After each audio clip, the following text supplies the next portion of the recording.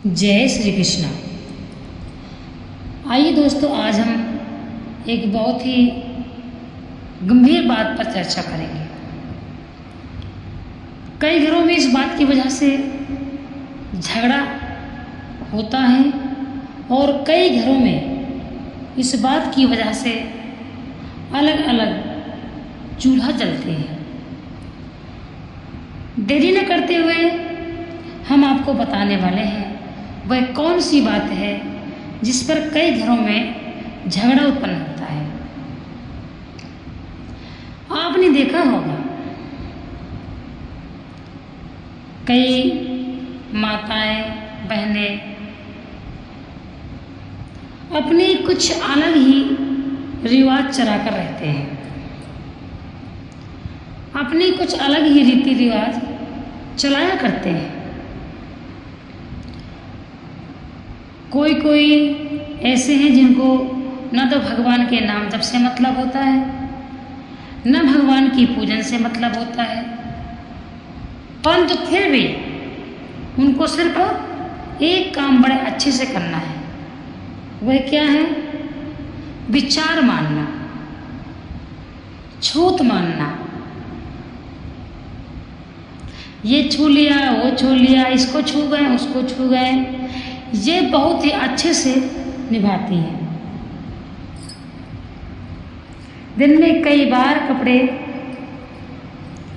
कहीं बाहर जाना 2 मिनट के लिए और घर में आकर कपड़े उतार कर नहाना, फिर स्नान करना, ये एक मानसिक बीमारी के रूप में हो जाता है। मानते हैं थोड़ा बहुत चलता है,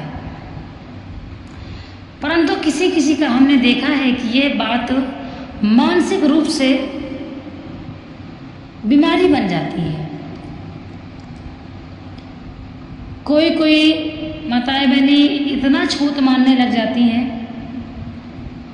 कि अपने को ही भगवान समझती हैं, भगवान से मतलब नहीं है, सिर्फ विचार करना अत्यधिक अच्छा लगता है। कई सास ऐसी हैं जो बहू आते ही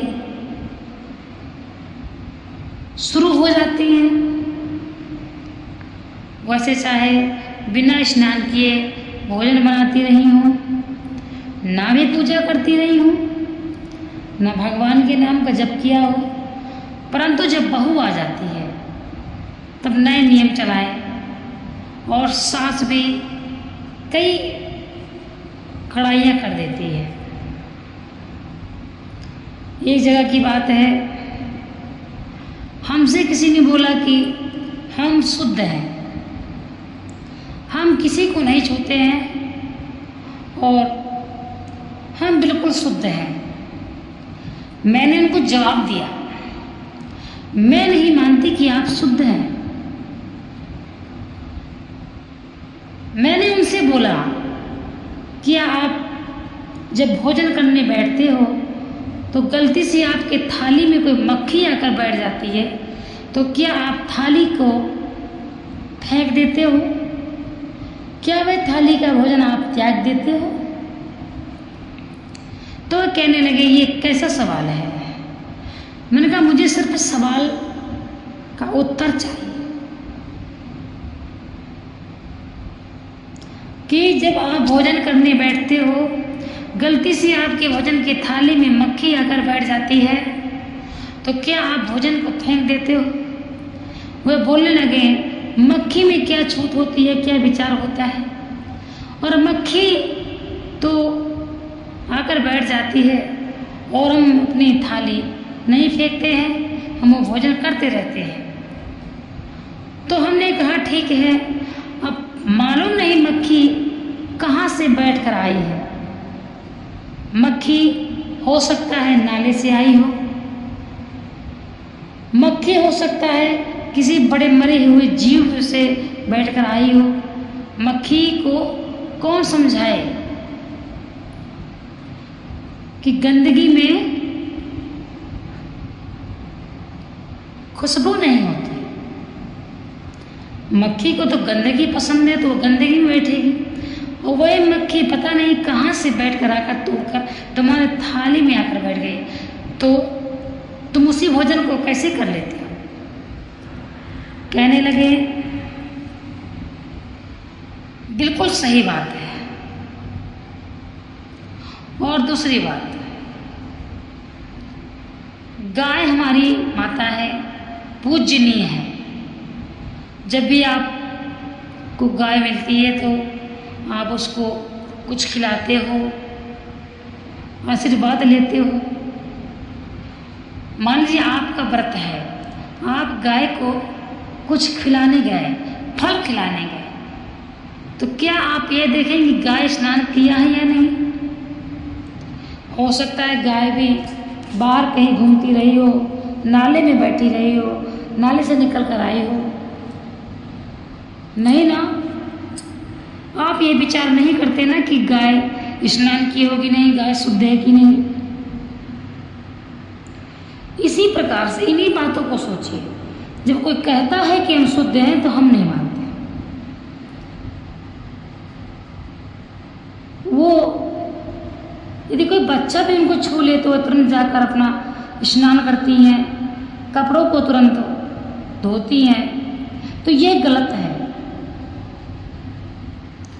आप कोशिश कर लो कितना भी, आप किससे किससे बचोगे? आप किससे किससे बचोगे? आप शुद्ध नहीं रह पाओगे। वस्त्र को आप 50 बार धोइए, 50 बार पहनिए। अरे वस्त्र तो हवा में शुद्ध होता है। वस्त्र भी हवा में शुद्ध होता है। आपको क्या लगता है, आपने एक बार वस्त्र धुले और जब तक आप शौच के लिए नहीं गए, बाथरूम नहीं गए, तब तक वह वस्त्र अशुद्ध नहीं होता? हमारे शरीर में जो रोम छिद्र हैं, इन छिद्रों से गैस निकलती है, तो वस्त्र अशुद्ध हो जाता है, परंतु हवा में वह शुद्ध होता है। हमने ऐसी ही बातों पर घरों में बिगड़ता हुआ, बच्चों में झगड़ा होते हुए, सास बहू की न बनते हुए बहुत समस्या देखी है। इसीलिए इतने भ्रम में मत रहिए कि हम शुद्ध हैं, हम इस प्रकार से रहेंगे तो भगवान की प्राप्ति होगी।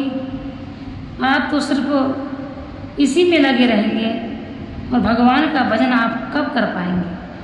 जितना आपके अंदर यह बात घुसी हुई है कि शुद्ध रहना है, किसी को छूना नहीं है, उतना आपके मन में भगवान का नाम, भगवान का चिंतन होना चाहिए। भगवान तो प्रेम से प्रकट होते हैं, भगवान तो प्रेम से आपको दर्शन भी दे देंगे। आप चाहे कितना भी शुद्ध रहो। आपने देखा होगा मूर्ख को, साधारण लोगों को ईश्वर दर्शन दे बैठते हैं और पढ़े लिखे विद्वान लोग जिंदगी भर तपस्या करते रह गए। पुराणों में, शास्त्रों में, गीता में, रामायण में, भागवत में आप कथाएं सुनते हो।